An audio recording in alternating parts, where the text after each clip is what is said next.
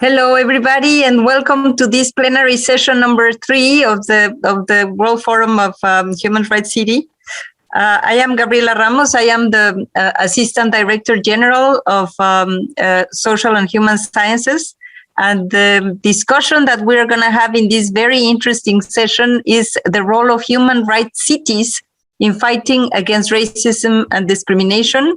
And for this, we have a fantastic cast of speakers, and I want to welcome them.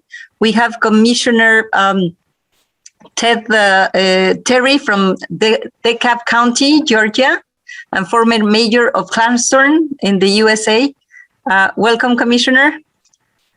We have Deputy Mayor Stephanie Jansen of Heidelberg in Germany. And you can recognize her background picture is this beautiful city, but she's also one of the members of UNESCO's International Coalition of Inclusive and Sustainable Cities through its European chapter, very active. We have also Mrs. Fabiana Goyeneche, Director of International Relations and Cooperation of the City of Montevideo in Uruguay. And Montevideo is also leading the chapter of our inclusive cities in Latin America. So I want to welcome her and also what they are really always doing for this network. And then we have Professor Gwangju Shin, who I know needs no introduction, as everybody in the forum knows him, being the Executive Director of the Gwangju International Center and Senior Advisor of Human Rights and International Collaboration in the Metropolitan City of Gwangju. So it's great to have you, and we will be discussing the issues of human rights in the times of COVID during the upcoming hour. We will have a video message from Major Leanne Delciel from Christchurch, New Zealand. I want just to begin with some reflections from the side of UNESCO.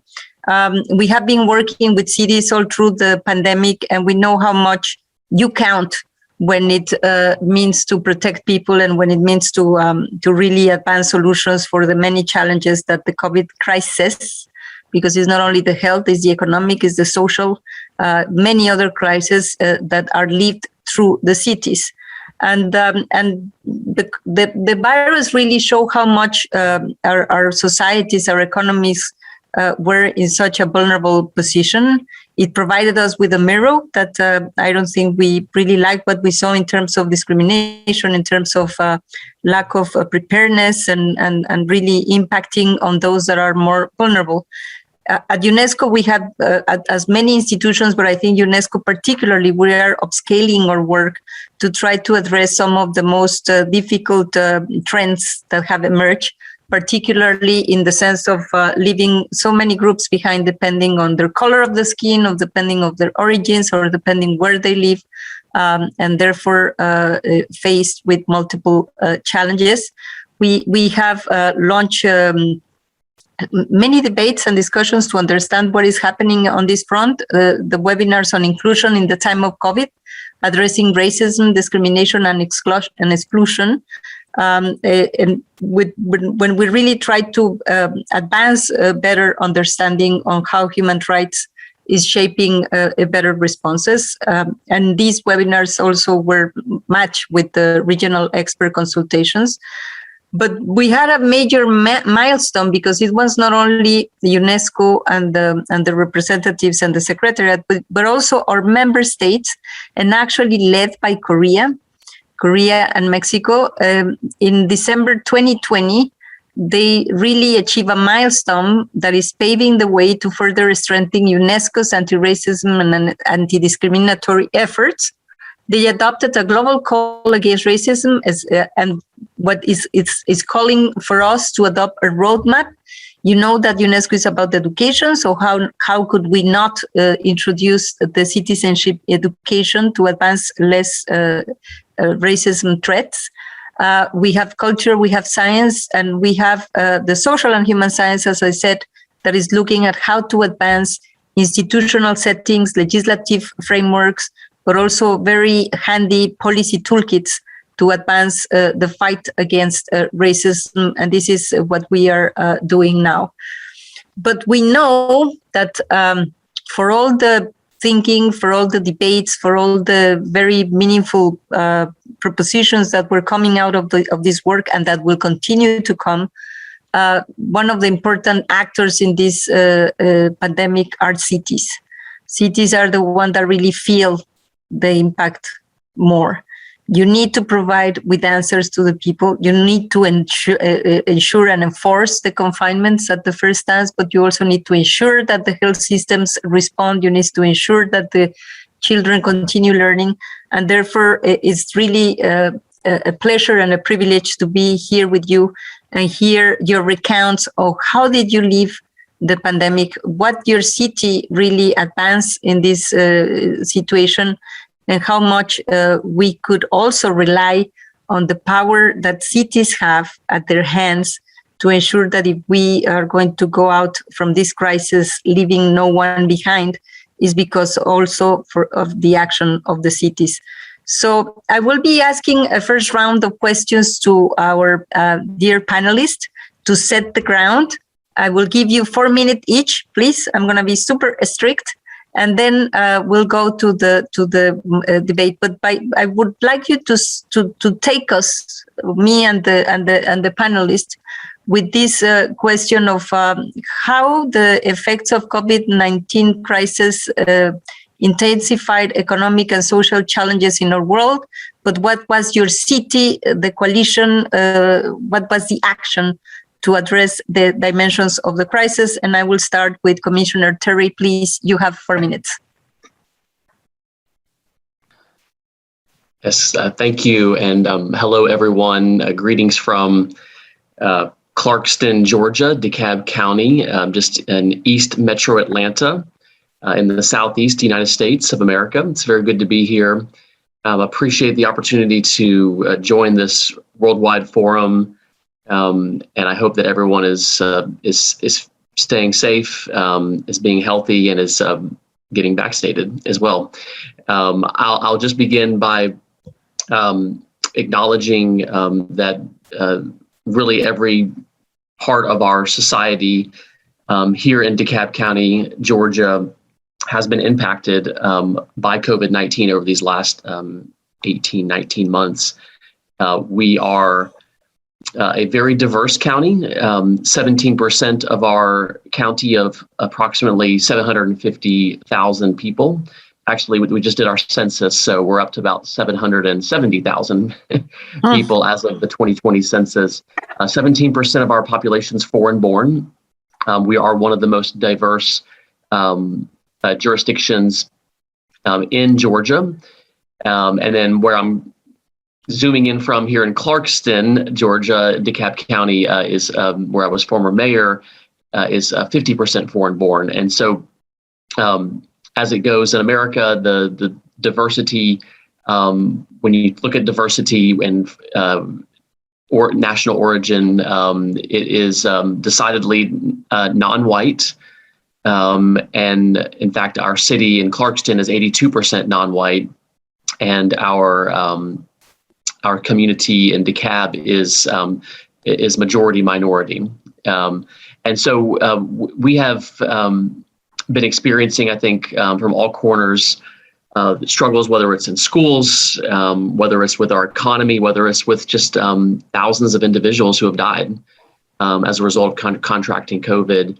In fact, actually, I was reading a statistic the other day when it just comes to our public safety officials, our law enforcement, and our firefighters.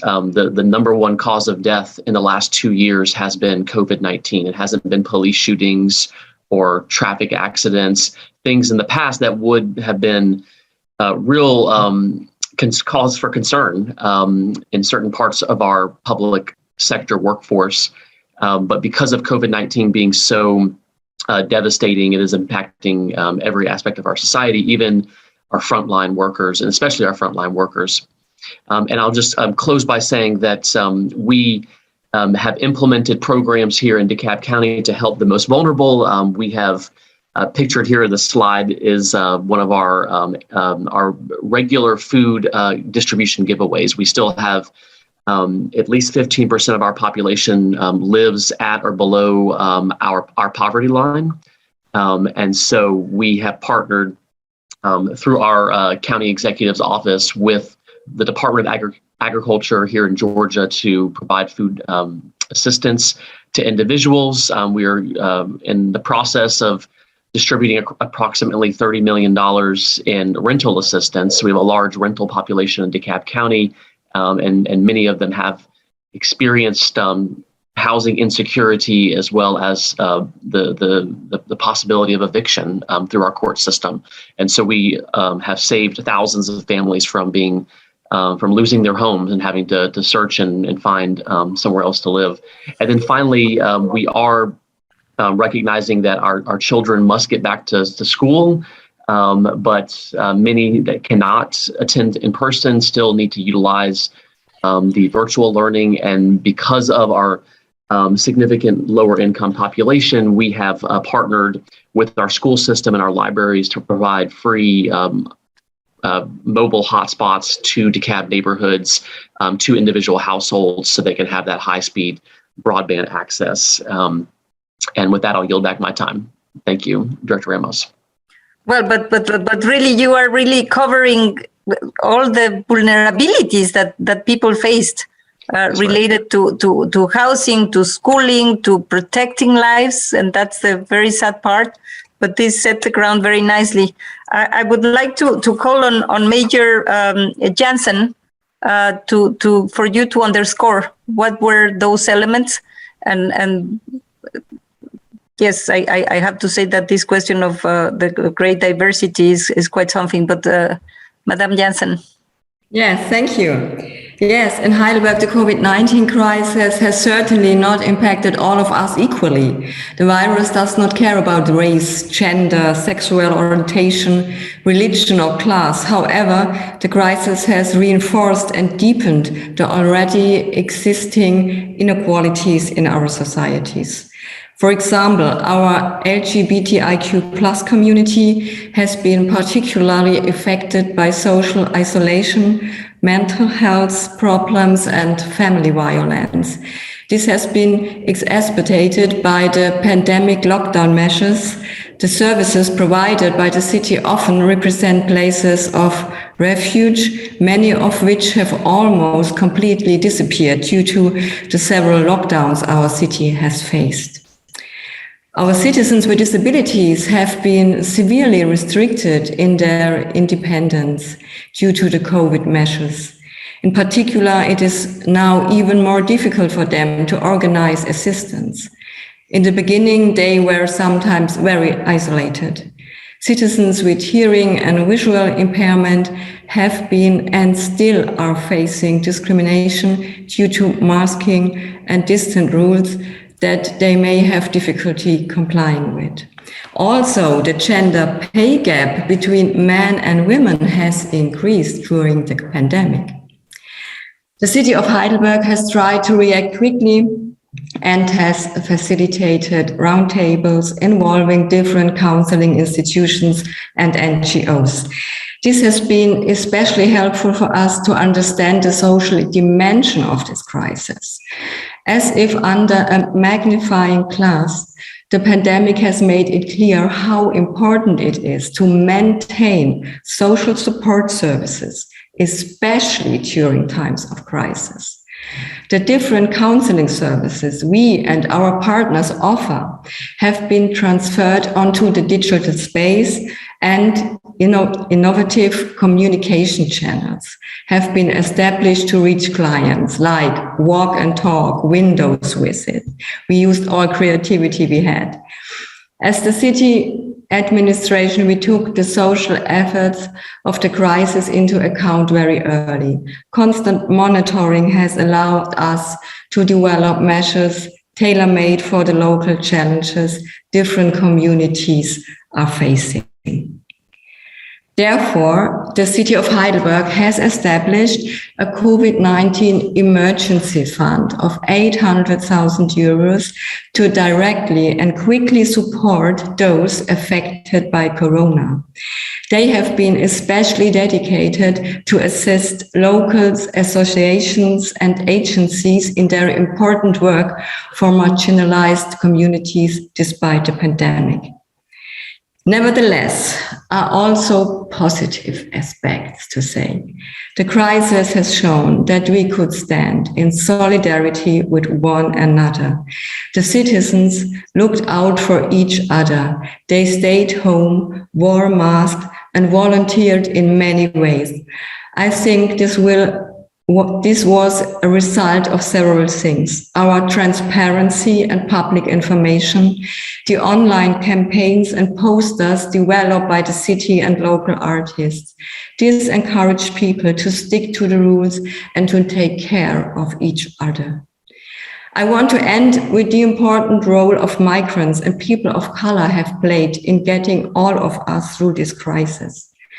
On the 60-year anniversary of the German-Turkish recruitment agreement, our president, Frank-Walter Steinmeier, highlighted the crucial role migrants have played in the history of our country. This was also visible during the pandemic. Many of our essential workers are people of color, including many in the healthcare sector.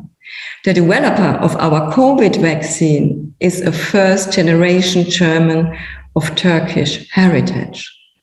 Like I said, everyone has been impacted, but in our city, everyone's commitment was there, has been necessary, and it still is.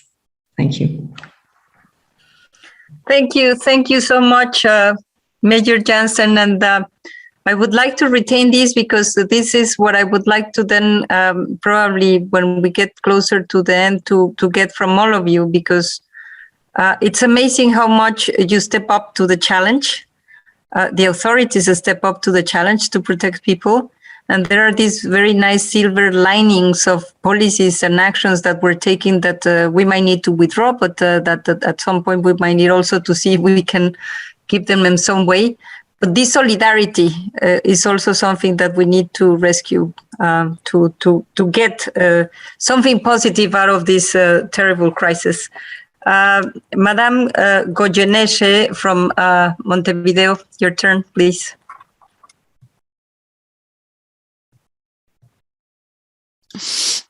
Well, as I was saying, racism and discrimination are structural elements of the culture of privilege that still persists and is reproduced in our Latin American and Caribbean countries and cities, affecting deeply the rights of people from highly vulnerable groups, such as migrant populations, women, girls, children, and adolescents, and the LGBTI population, among others. So the recognition, visibility, and guarantee of the rights of these populations are fundamental issues for social justice, equality, and democracy, understanding that only an inclusive society will human beings be able to give their full potential. In this context, local governments have a key and strategic role, key because they are the ones who are closest to citizens. They are the entry and exit door for an immediate response to people's needs. They know, interpret, and work every day for needs of the people. But they also play a strategic role through the strong impact they are having on global agendas, installing the idea of the importance of transformative power of local actions. The COVID pandemic has created human rights and social inclusion challenges around the world, and local governments have been at the forefront. They were the ones who made the citizen demands visible and warned about the worsening of inequalities. While 2020 has put social agendas to the test, they have also been reinvigorated by new approaches and policies put in place by local governments. These include access to care, food, or housing, as well as the promotion of the right to equality and non-discrimination. Montevideo, as a leading city in the defense of human rights, has generated innovative solutions for the city, which it has replicated in numerous cities in the region and the world, in order to help mitigate the effects of the pandemic and share successful solutions in responding to a common problem. Networks such as the Latin American and Caribbean Coalition of Cities Against Racism, Discrimination, and Xenophobia, and Mercociudades have been dissemination platforms for these actions, also contributing to sensitize Latin American public opinion opinion on the values of solidarity and respect for human rights and to social cultural differences. Such is the case of the Basic Citizenship Support Plan. ABC plan was born in a social and economic context of acute impoverishment, loss of jobs, and decline of the real salary of the public and private workers. In such sense, the Montevideo government, through the ABC plan, executed in 2021 a set of measures to face the negative impact of this situation. Taking care of the most vulnerable population, recognizing and acting quickly in the face of diversity of critical situations is the objective. This plan was based on 5 commitments. The first one, it was about food. Food support, nutritional guidance, infrastructure conditioning were provided so that their operation has the appropriate guarantees and conditions for the preparation and distribution of healthy food. The second one was about equality. Actions against gender violence were carried out together with the promotion of the economic autonomy of women. Actions such as service every day a year, comprehensive legal sponsorship, strengthen the Comuna Mujer project.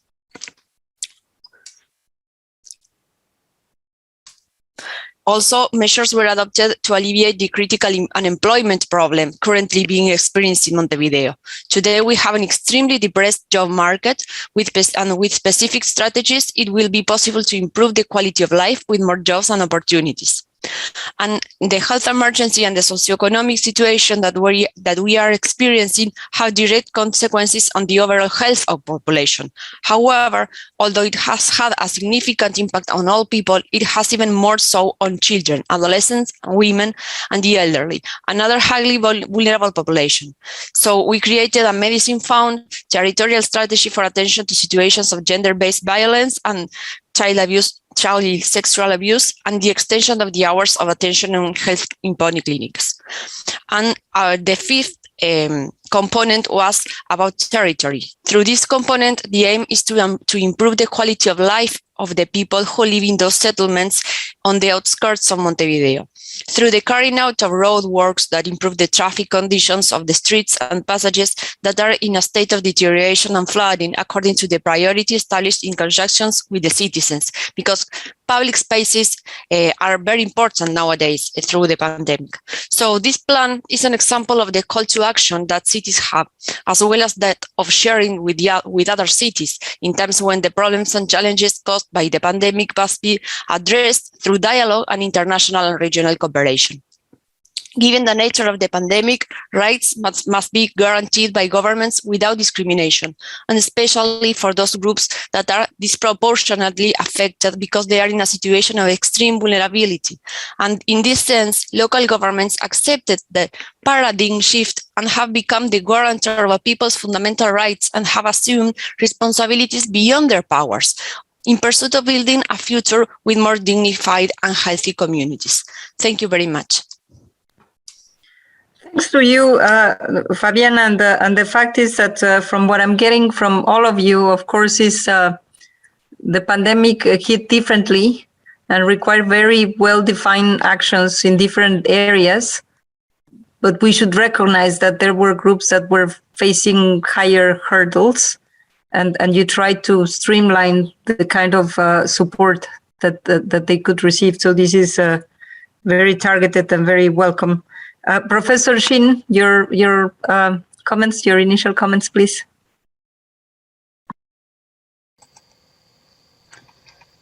Thank you for the invitation. Before I talk about COVID-19, I have to introduce what Gwangju city is like. Gwangju inherited a long history of justice and independence for more than past 500 years. For example, I assume that there are 8 major uprisings against colonialism and dictatorship in the 20th century of Korea. And the 2 out of 8 major uprisings took place in Gwangju. So that shows what Gwangju is. The most recent uprising is 1980 May 18 uprising, which was resulted in a massacre. We don't know still how many were killed, but it started a grassroots movement throughout 1980s in Korea toward democracy and then cultural recovery. So the movement, what people usually interpret it as a political movement, but I consider it two-track movement, political and cultural. So I consider it, most people consider it as the beginning of modern Korea's democracy, but I also interpret it as the beginning of Korean cultural wave. So with the country more becoming more democratic, Gwangju began to establish it as a human rights city, including comprehensive norms, structures, and concrete projects. Like we established the Human Rights Office, which is the biggest one in Korea now. We also began World Human Rights Cities Forum 2011, 11 years ago, and then compulsory human rights education imposed to all government officials. So with no doubt, with that kind of systems, Gwangju is a leading human rights city in Korea, probably one of the leading human rights cities in Asian countries as well.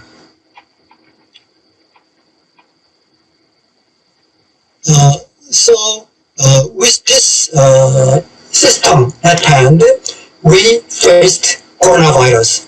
But luckily, Korean central government established very wonderful measure, as already well known, to tackle the pandemic.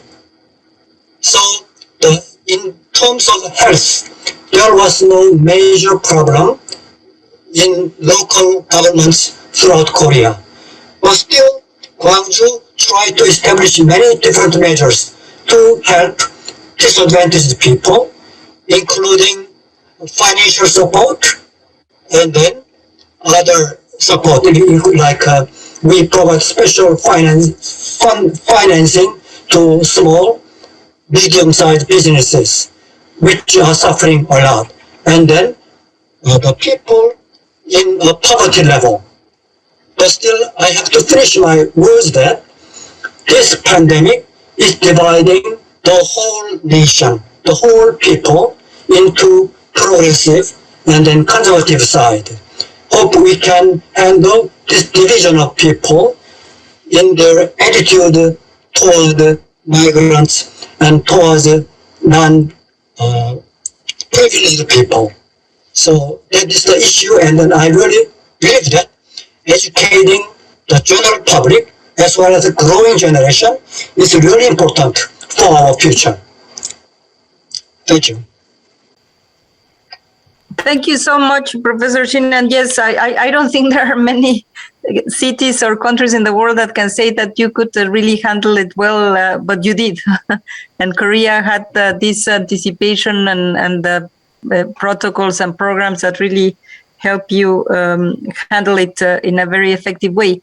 Although we're now seeing also some increase in numbers, so it's never the issue here is that this pandemic is from all the world, so we cannot just we need to solve it together.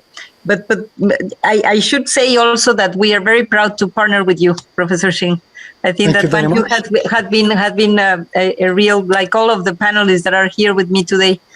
These are cities and people that are really committed to this agenda that UNESCO is promoting in the International Coalition of Inclusive Cities.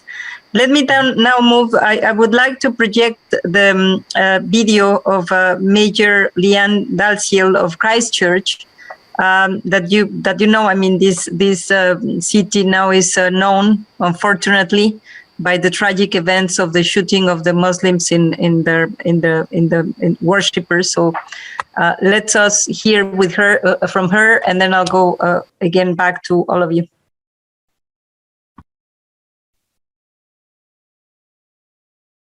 Kia ora koutou katoa. Can I acknowledge our host, Gwangju City and UNESCO, along with fellow panelists. I'm truly sorry I can't join you online, but the time difference is too great. I wanted to begin by congratulating the World Human Rights Cities Forum and UNESCO for inviting us all to look at our experiences of COVID-19 through the lens of racism and discrimination. I guess as part of any conversation about racism and discrimination, and as a nation that was colonised by the British in the 19th century, we cannot ignore the impacts of systemic racism and structural discrimination that are an integral part of the institutions of state either. The impact on First Nations people are significant. As many of you will know, for more than a decade, Ōtautahi Christchurch has had to confront a range of challenges. First, the devastating earthquakes of 2010, 2011, through the floods and the fires, to the atrocity of the terrorist attack on the city's mosques on March 15, 2019. That was the year before COVID-19 hit the world. It was the attack on the mosques that saw 51 men, women and children killed and many more traumatised by injuries and all that they saw that laid bare where this can all end. What kind of society have we become that enables such hatred and such fear to fester and for radicalisation to occur? What are the solutions? At the National Remembrance Service, the Prime Minister said this: "We are not immune to the viruses of hate, of fear, of other. We never have been. But we can be the nation that discovers the cure. And so to each of us as we go from here, we have work to do. But do not leave the job of combating hate to the government alone. We each hold the power in our words and in our actions, in our daily acts of kindness. Let that be the legacy of the 15th of March, to be the nation we believe ourselves to be." I guess this was the real challenge we wanted to take on as a city. And my main message is that the leadership for this has to be shared with the community. Yes, there has to be leadership at the city level, but the community-led initiatives, they have considerable power. A significant community initiative was to be announced just after the first anniversary of March 15. However, as we now know, that turned out to be the time that saw the country preparing for the first COVID lockdown. Our experience of COVID as a city and nation has mirrored many others. COVID reinforces the socio-economic divide. Māori and Pacifica are far more exposed to the health and socio-economic impacts of the pandemic, both in terms of health effects and employment. And in terms of racism and discrimination, social media platforms are at once great disseminators of information. Going viral can be good in this context, but also disseminators of misinformation and hate. Proactive campaigns to resolve inequity with targeted vaccination campaigns for Māori and Pacifica receive some negative commentary on social media about getting preferential treatment. I guess it's easy to tap into the sentiment that someone is getting more than they should by implying that you are missing out. The fact that Māori and Pacifica are much more likely to die if they get the virus than someone like me is lost. And in the same vein, the origin of the COVID-19 virus being China gave another overlay for many members of our Asian communities who felt that they were being blamed for the virus. This was called out by government, city leaders, and the Human Rights Commission. Anti-hate marches were held in the main centres throughout New Zealand, including our city, to reinforce support for our Asian communities. However, these are reactive to a moment in time. We need a sustained commitment to truly end racism and discrimination forever. After each of the crises we have confronted, the images that come to mind are not cities falling apart, but people coming together. We always come together in times of crisis, so why not every day? The city has taken a leadership role in this regard. The Christchurch Multicultural Strategy, Te Ruataki Matawaka Ro, Our Future Together, was released in 2017. It had 4 goals. The first 3 focused on the council as an organisation and how communities can engage in an equitable way and participate in decision-making. The first is Christchurch City Council is an inclusive and diverse organisation. The second, all communities have equitable access to council services and resources. And thirdly, all residents are able to participate in council decision making. We set targets and we measure them so that we can actually see the progress that we are making. Goal 4, though, is not so easy to measure, as it really relies on active and connected communities. And that is, Christchurch is a city of cultural vibrancy, diversity, inclusion, and connection. The community outcomes that we're seeking to achieve are a safe place that people are welcomed into, a commitment to welcoming all, so people feel that sense of belonging, a commitment to reciprocity, a place where we can achieve common goals by working together. I guess in that regard, the role of the council shifts to being an enabler, facilitator, and partner. And this is what I would recommend to others. Building resilience and community responsiveness becomes the focus. Investment in social infrastructure and capacity building.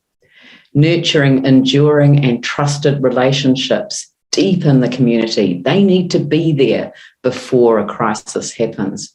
Long-term solutions rather than short-termism driven by political cycles. Championing permissionless leadership. And that means letting local leaders get on with the role of making those connections, supporting and resourcing community-led responses, and amplifying the voices of the community. I think it's now obvious that this is where we see the essence of community-led initiatives focused on building resilience and community responsiveness. There have been many community initiatives that I could talk about. However, I wanted to focus on the Christchurch Invitation, Mahia Te Aroha. The Maori words reflect action and compassion. You may recall the incredible response to the mosque attacks. It was the power of that response which had led a small group of Muslims to come together to explore how we could use that to make real change. They wanted the flood of support, the unity and compassion that they had experienced to be built into something lasting, something that we could all contribute to for the benefit of everyone. The Christchurch Invitation, Mahia Te Aroha, invites us all to take some simple actions in our everyday lives and make them part of who we are each and every day.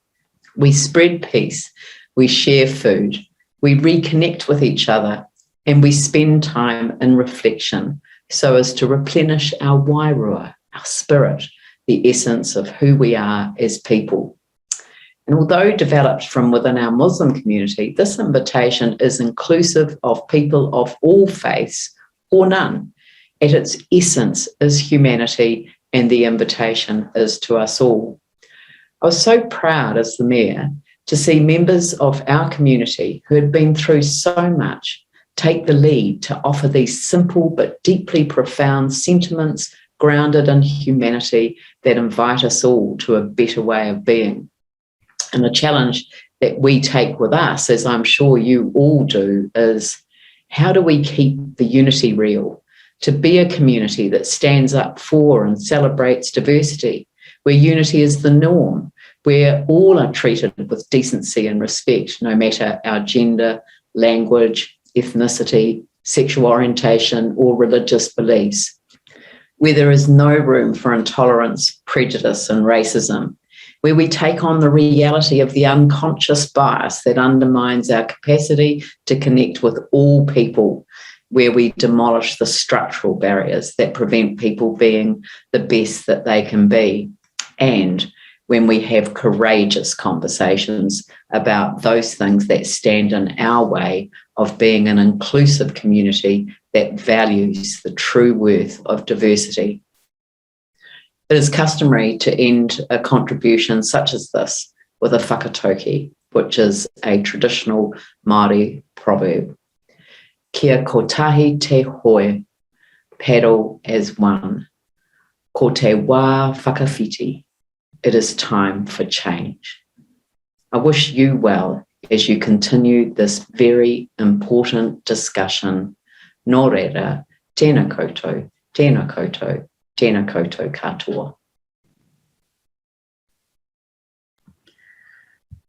Well, it was a pity that we couldn't host her during the timeline, because I believe that the Christchurch event, but also the Christchurch response, has been admired by everybody around the world, and she just confirmed why. This question of Mariati Aroha and paying with empathy, with respect to all these tragic events, I think it's just great. But she covered on something that I want to then go back to my dear participants in person, which is that for Christchurch, we had this event, the attack to the mosque and the worshippers. And this is a watershed event that brings an answer that in the case of Christchurch was positive. In some other cases had been just more confrontation.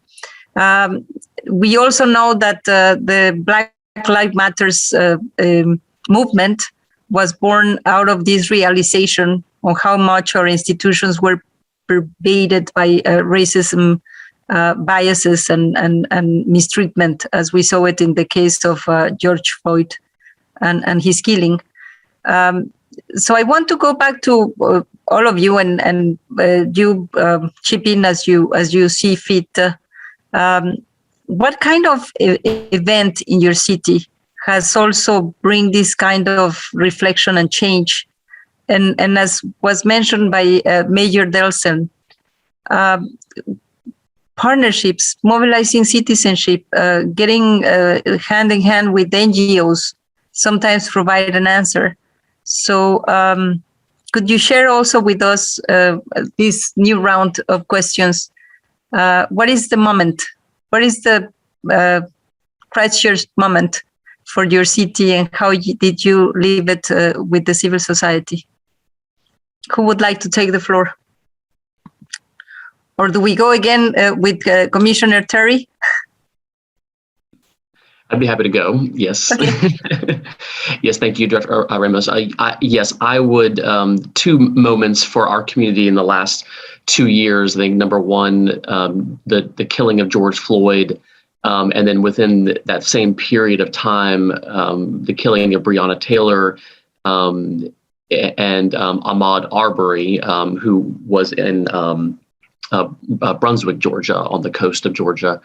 And those were very high profile, very highly covered, events, despite the fact that they are common occurrences across America. And even, I'm sad to say, somewhat common in Georgia and in DeKalb County. We had, in the last 3 years, had 2 officer-involved police shootings under very difficult circumstances related to mental health, but in both cases, the individuals that were killed were Black males, and all too often in our criminal justice system in America, Black men are the most highly incarcerated, and so this is something that saw protests across our country. But certainly in DeKalb County, this is one of our government buildings. You can see here, and there was a major protest in the city of Decatur, which is our county seat. I participated and co-led Clarkston's first ever Black Lives Matter protest and march in our small city, 125-year history, and never had a major march or protest, but it was that important that we showed solidarity in support of Black lives in America. And then I think to follow on with that it really created, I think, the political will in our country to move some policies forward on voting rights, on criminal justice reform. To be very candid and honest, they're not enough. We still need to do more. And it's something that I'm committed to as a former mayor and a newly elected commissioner. And then I'll share also that earlier this year we had the killings of a white supremacist who killed several Asian women that the media referred to as the Atlanta spa shootings. And so our Asian community was targeted specifically by someone who had clear racist and white supremacist views. And that trial is actually ongoing. But it really brought together, I think, the community again around the recognition that we have other minority groups, whether it be Hispanic, Asian, or African American, that continue to be targeted, that continue to be disproportionately impacted by criminal justice issues, as well as poverty, lack of language access in our schools. And so these are all things that I think are becoming, that are raising our consciousness to. And I'll end by saying that it's simply not enough to go to a protest. It's simply not enough to put a sign in your yard or on your social media that Black Lives Matter and then not follow through with policy changes and action.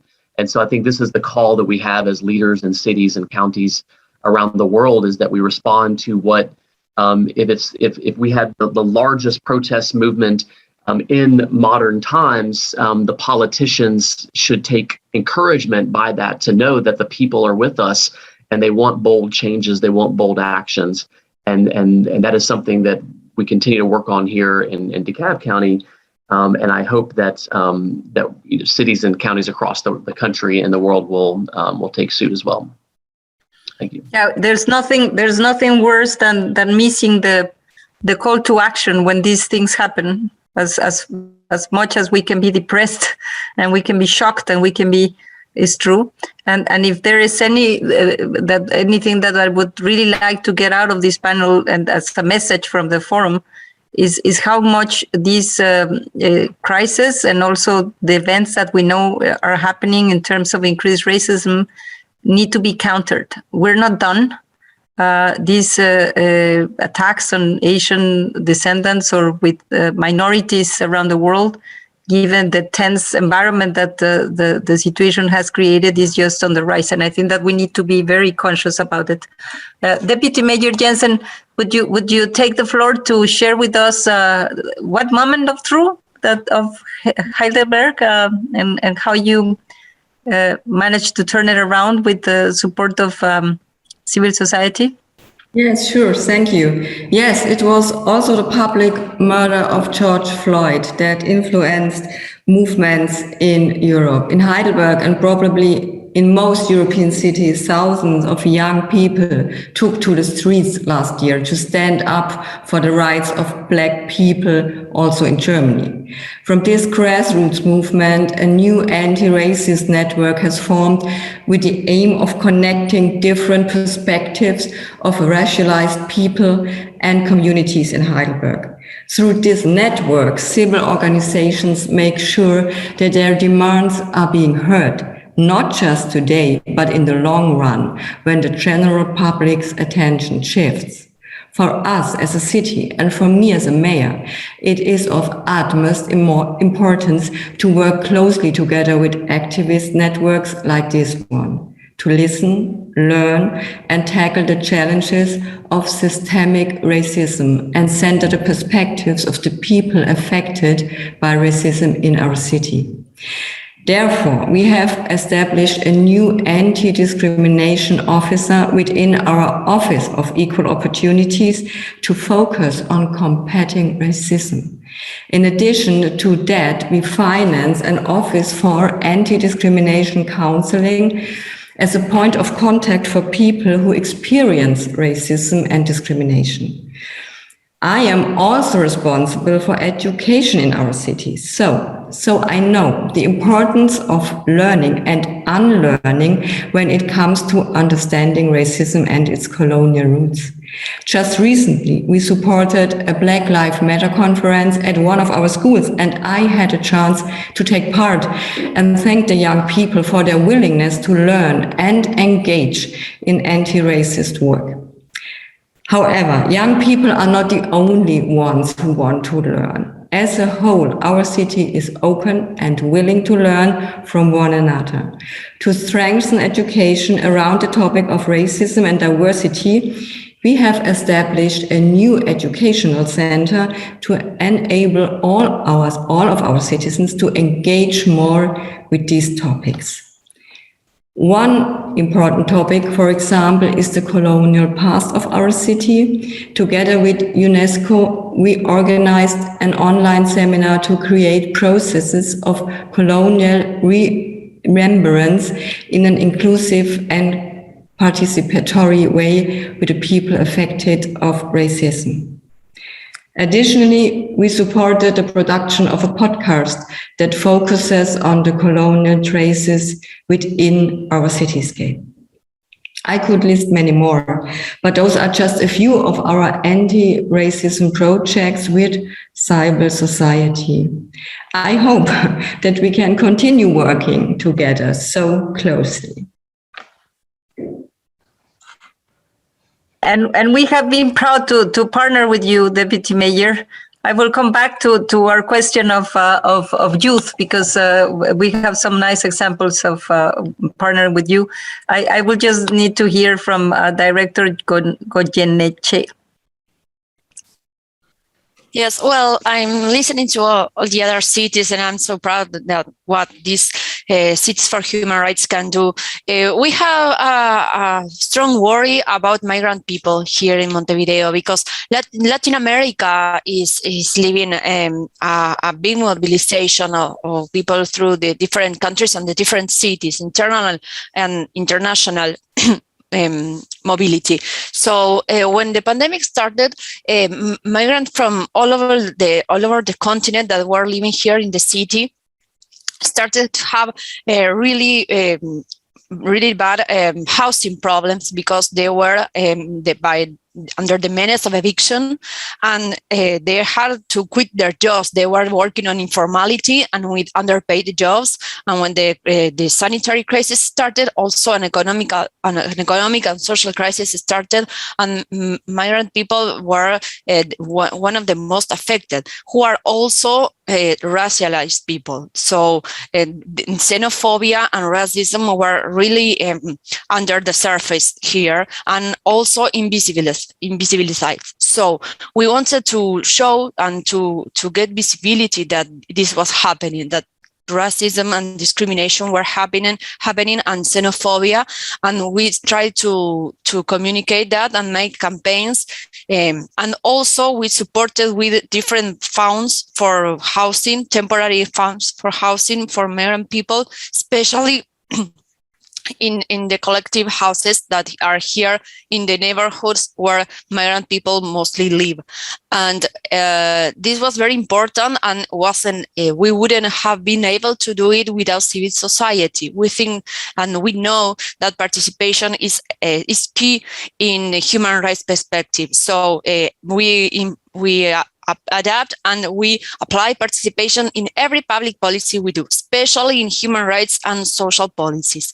So when we apply this kind of programs, support for housing and also food support for families that come from different countries, we every time we do it with civil society organizations. And last but not least, when we give food support, we started to do it because civil society organized in what we call ollas populares, that they are surrounding and organizing in different neighborhoods. People get the food, they prepare it, and they deliver it. So when civil society was organizing themselves and trying to help each other, we couldn't turn our backs to them.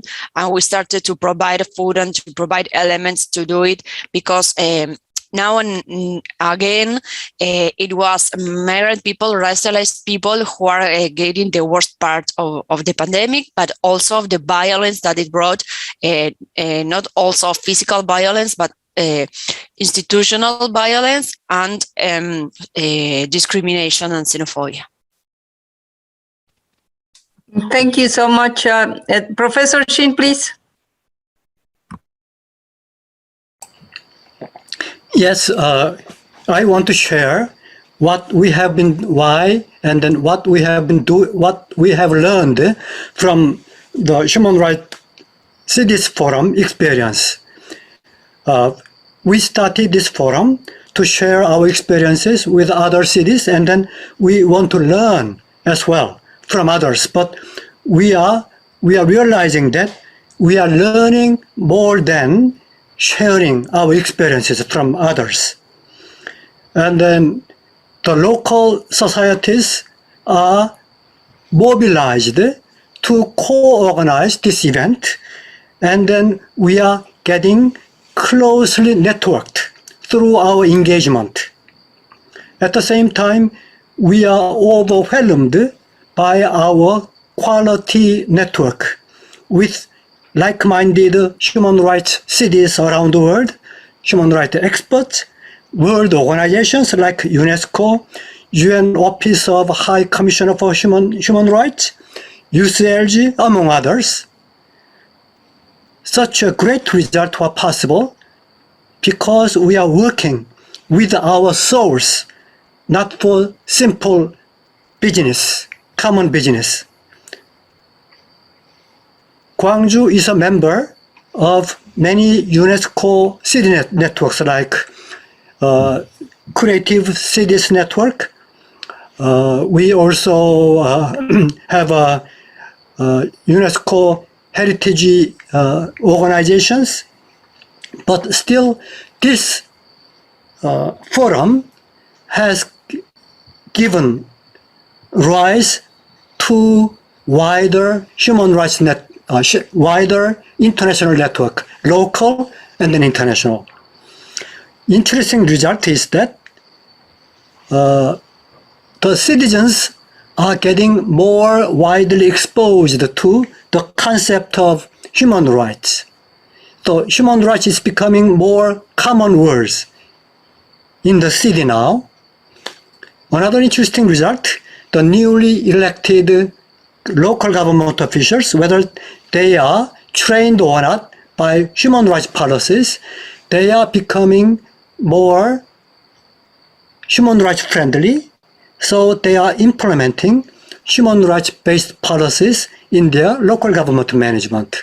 So we are very happy with the diverse result, positive result of this Human Rights Forum. I am sure that this Human Rights Forum, Human Rights Cities Forum, will continue another decade, probably not 1 decade, 2 or 3 decades more. And then we are very much encouraged with the support of UNESCO as well. Well, yeah, that's the whole point of being here, Professor Shin, because we want to learn from the cities, and as we have heard up to now, the reality is that it takes political will. All of what we have heard from my dear panelists is that they were confronting these amazing challenges, but they had very clear priorities in terms of protecting the most vulnerable and to enhance the respect for human rights. So this is really enlightened in terms of the actions, the concrete actions, and we're happy to be in this very iconic forum of Gwangju. I can add just one more point. Yeah. The people here are the most friendly to the migrants in Korea, by the way. And you know what, Professor Shin, this is something that I want to then turn into the next set of questions, because when we see that something positive is happening, we almost want to do a copycat, no? And we want to understand why. And this is something that I want to advance now that I'm heading the social and human science sector in UNESCO. I want to understand why some communities are more tolerant. In countries, in the very same countries, you can find communities that are tolerant, open, supportive to each other, and you find other communities that are not, even with the same kind of framework. So that will be something that we should reflect upon. UNESCO is now producing, as I said at the beginning for the audience, the UNESCO has received a very strong mandate led by the Republic of Korea to develop a roadmap against racism and discrimination. And of course, many of the very concrete interventions that our panelists have mentioned that they use to advance and protect human rights of different groups are worth considering when developing this roadmap. But there is one angle that we also want to address, which is the question of how the legislative framework, the laws, and the institutions are delivering on this very important goal. Sometimes we know that there can be even discrimination by the law. Some countries still do not grant full autonomy to women. They still need to ask for permission to do things. They still cannot drive a car or go out in the streets to do things. And this is really unacceptable in the 21st century. So, but we know that the people that I have, our dear panelists, do not have that in the laws. But I want to ask you, how would you strengthen this legal infrastructure and institutions? What advice would you give UNESCO if I have to benchmark and identify some very positive examples of how the legal and the institutional framework can be strengthened to deliver better for people? And I don't know if we go now first with Mr. Shin and we go up to change for a change, and then we'll go back to the panel with the final round. Thank you.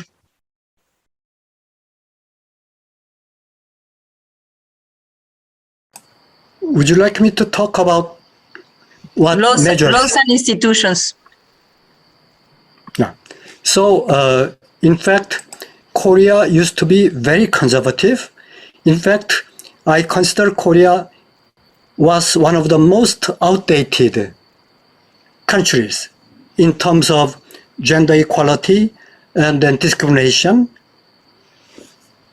But in my experience, we have experienced quite a lot of quick change through the civil society movement.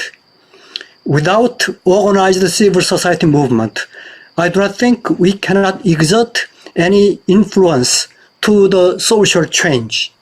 So I mentioned that Gwangju uprising 41 years ago gave rise to the mass grassroots movement throughout 1980s to the younger generation, laborers, as well as intelligentsia around the world, and the politicians as well.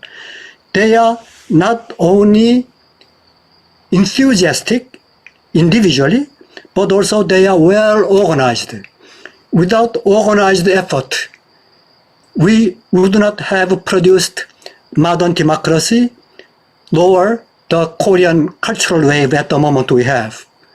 So organization, local, national, and then international seems to be very important.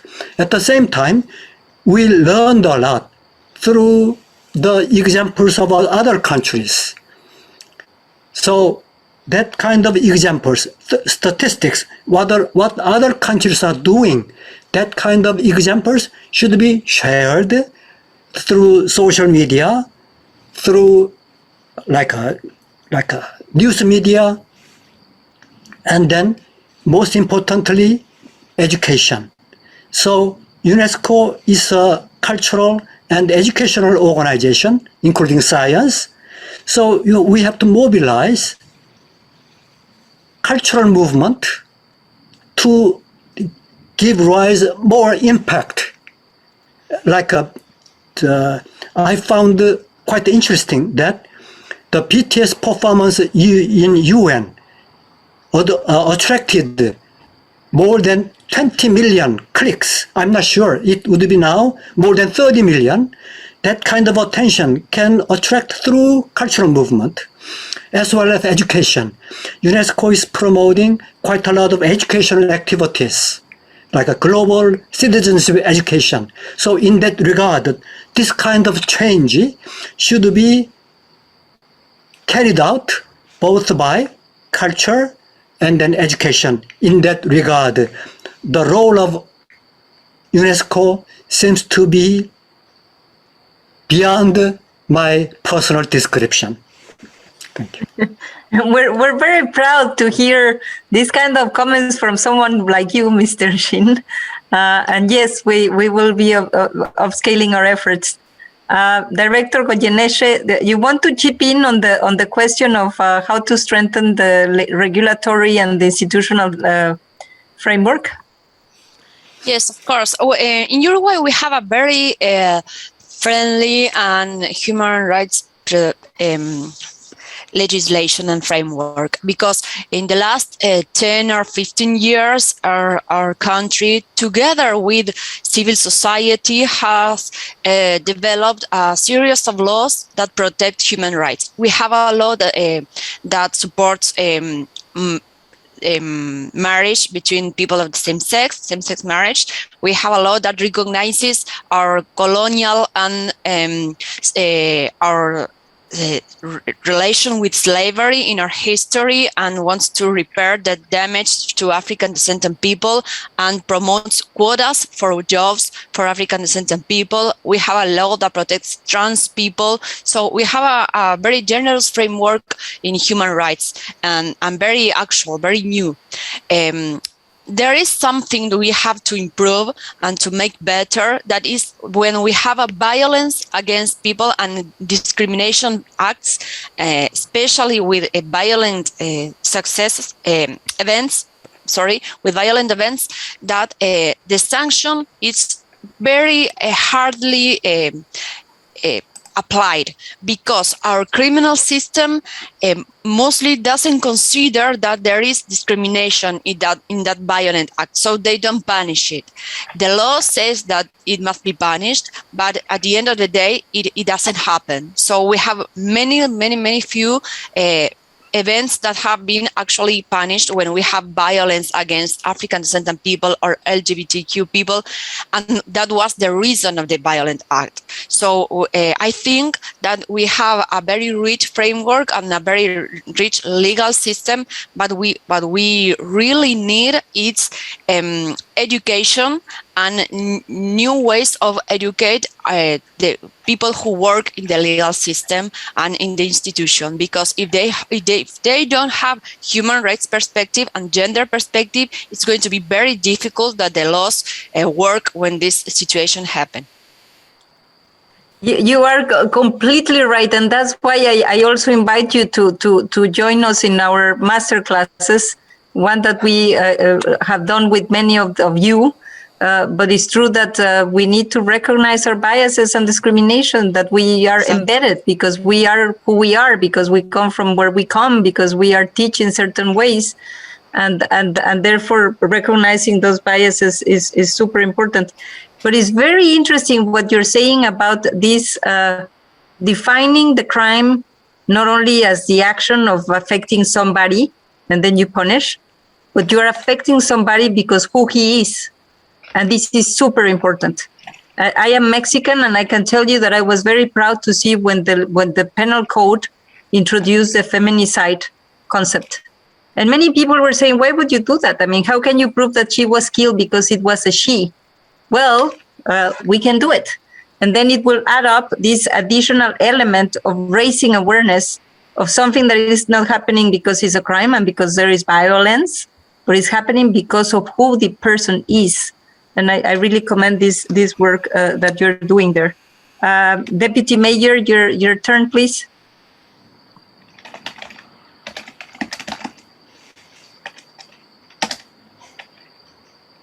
You asked me? My turn? Yes, you asked me to talk about what we have done in our masterclass with young people. And in Heidelberg, young people led both the climate and the Black Lives Matter movement. And let me see. They are taking responsibility for their own future and demanding our institutions to change. However, the two movements are led by a diverse range of young people with different backgrounds and needs. With this masterclass, we try to bring these movements together and open up a space to reflect on privileges of white climate activism. Together with UNESCO, we hosted more than 100 participants from all over Germany and abroad. Climate activists, scientists, and artists highlighted the role of intersectionality as a key component of climate justice activism and showed that the relationship between colonial exploitation, its modern continuity, and climate change. From the beginning of the planning process, we put the youth perspectives at the center. This means we as a city administration took a step back. We listened, learned, and supported. This is not always easy, as it means adapting the other ways of communication, like social media, as a main communication platform instead of emails or the newspaper. Nevertheless, this enabled us to have meaningful conversations and take the young people and their demands seriously. It is important to the city of Heidelberg to engage with young people in their diversity on a permanent level and not only for a temporary project. For example, we have a very active youth council. Engaging with youth in their diversity also means to provide spaces for the different needs of young people. For instance, we support the project Queer Youth to specifically provide a safe space for young LGBTIQ+ people in our city, or the project Circle Collective, a safer space for young people affected by racism. This is an open invitation. I think that you have delivered what we achieved together, and it's engaging with youth for UNESCO is really one of the most meaningful ways in which we can make progress, and therefore this has shown, because it's how much they can bring different perspectives. I'm also managing a program that is the managing of social transformation, very focused on inequality. And we always say that some groups accumulate disadvantages.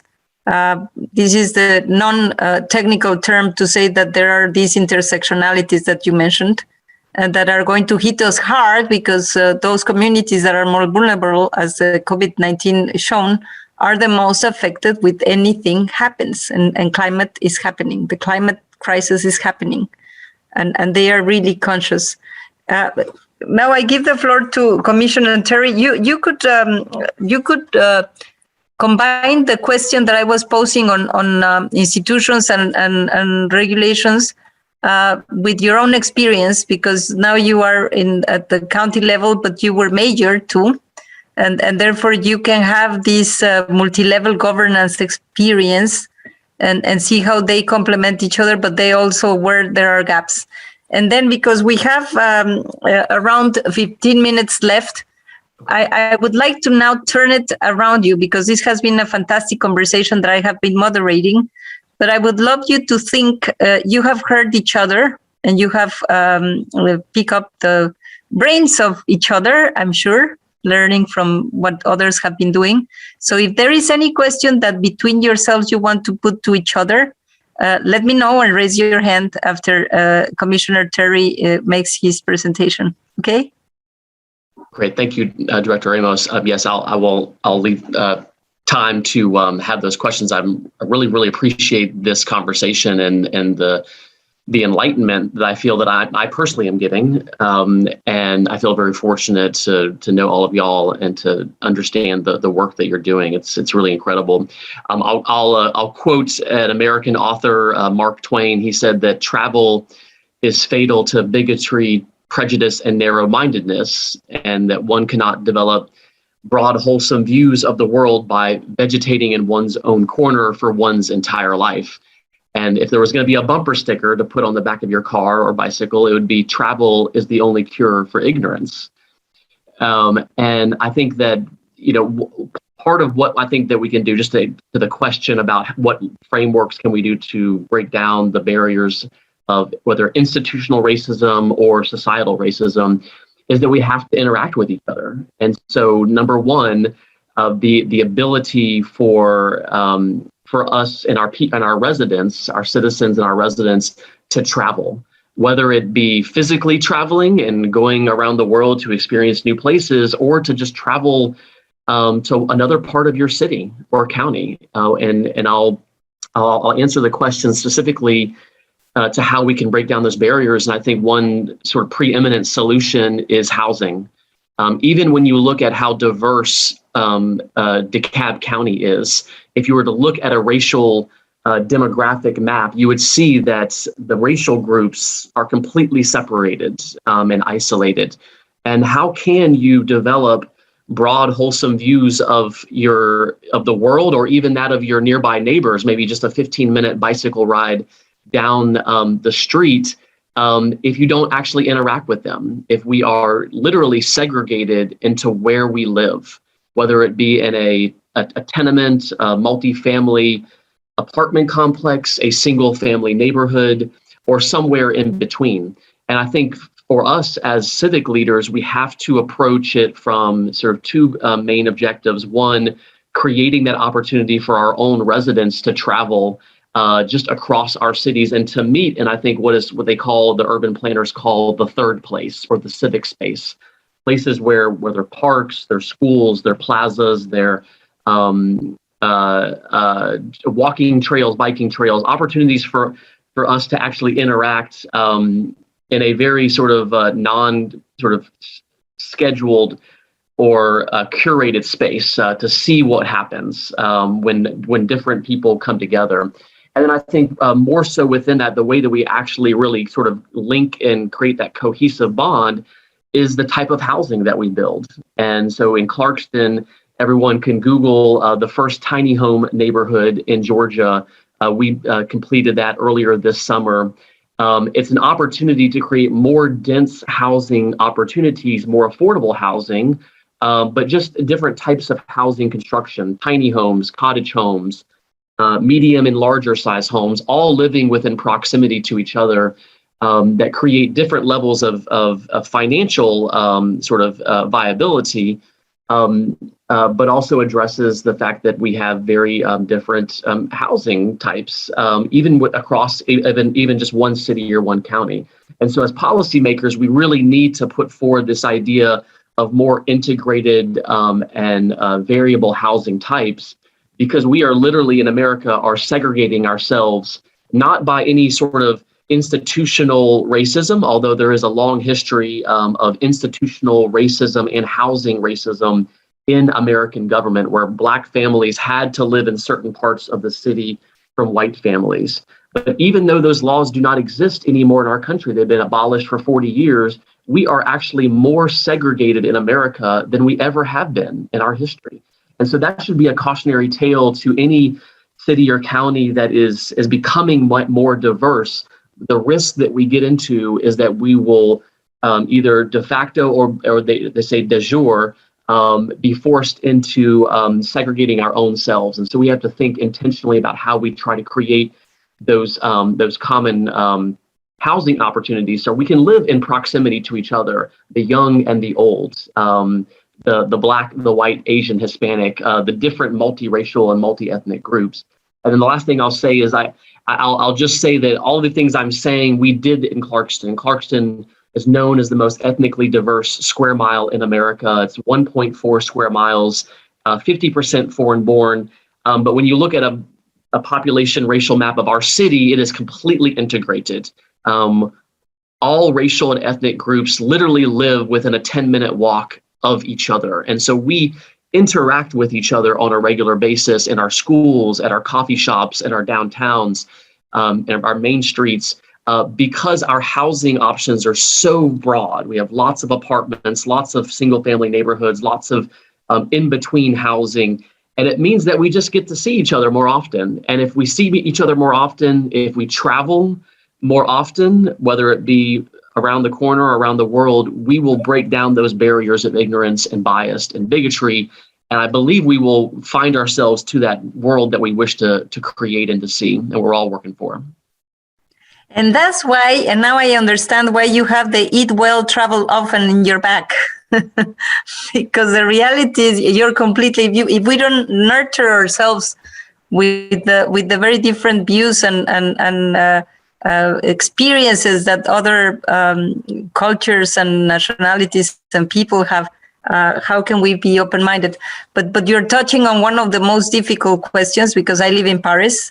I used to live in Mexico City. I used to live in Boston. And the reality is that these are segregated places.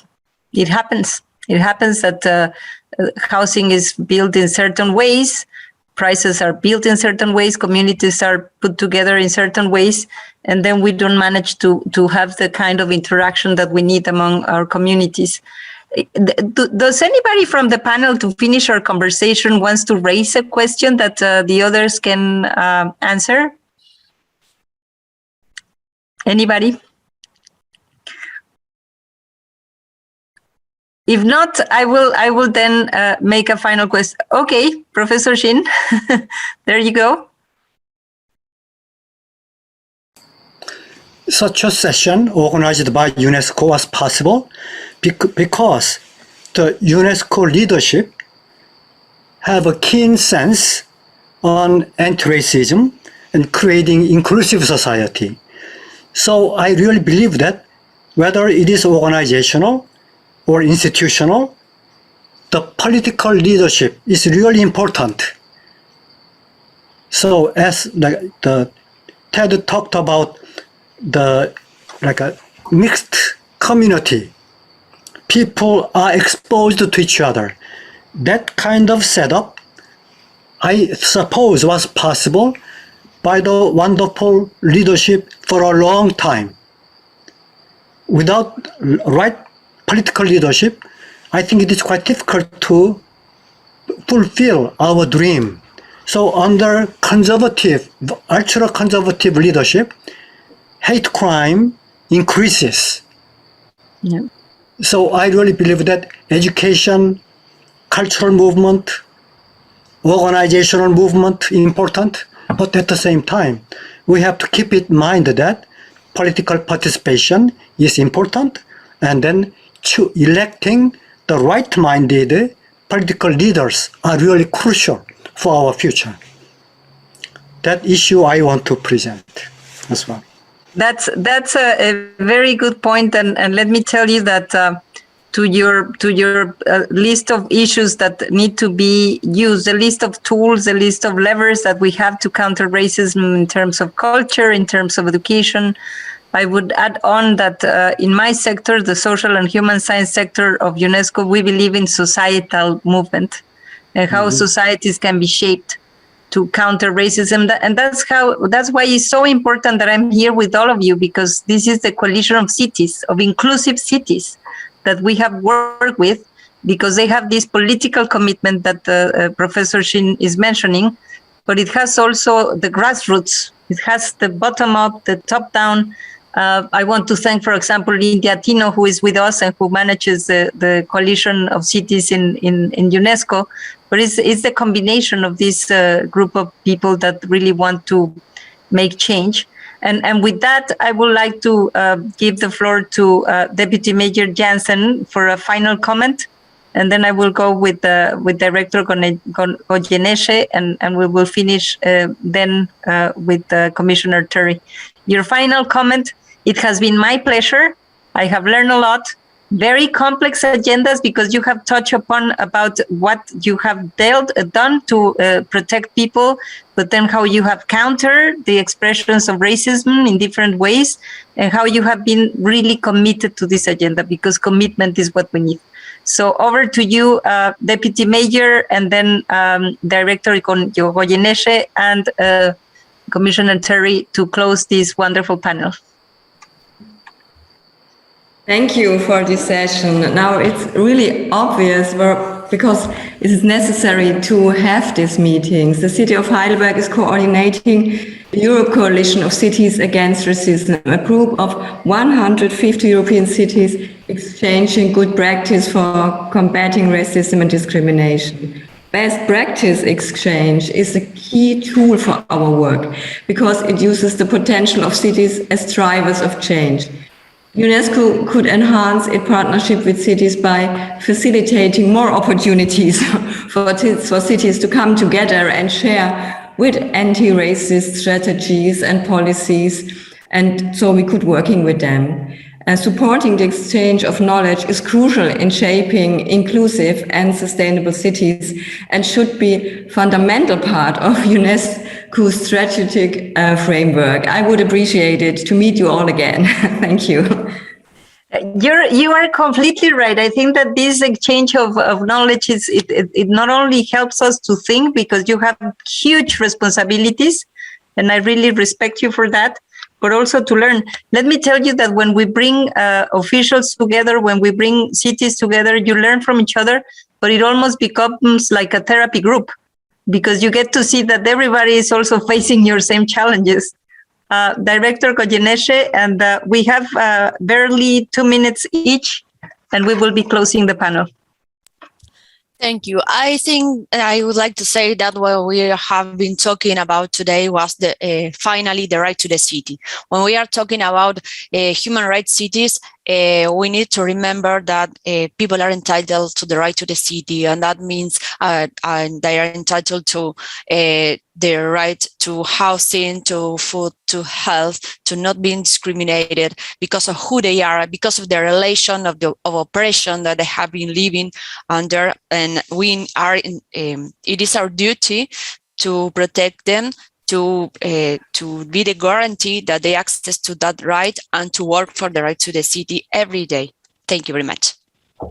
Great final message. Thank you so much, Commissioner Terry.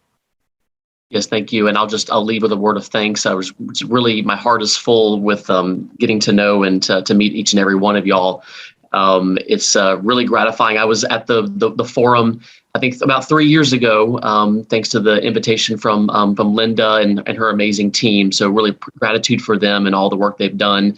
It was in different circumstances at the time. We had a different president. We were retreating from the world stage and involvement in the United Nations and UNESCO. But now under President Biden, I'm proud to say that we are, I believe, engaging more. And so I look forward to future opportunities to engage with the World Human Rights Cities Forum. I hope to see all of you hopefully in the near future as we hopefully are moving out of the pandemic. Cities and counties are leading the charge, as I think was mentioned, for drivers of change. And so as we work really hard to get our vaccination rates up and to break this pandemic, hopefully we'll be able to travel. We'll hopefully eat well as well, but also to continue to build those bonds and those ties that are across the oceans and across our cultures and languages. But I look forward to a future world that is more united because of the work of UNESCO and all the partners here. So again, thank you, everyone. It was really great to participate today.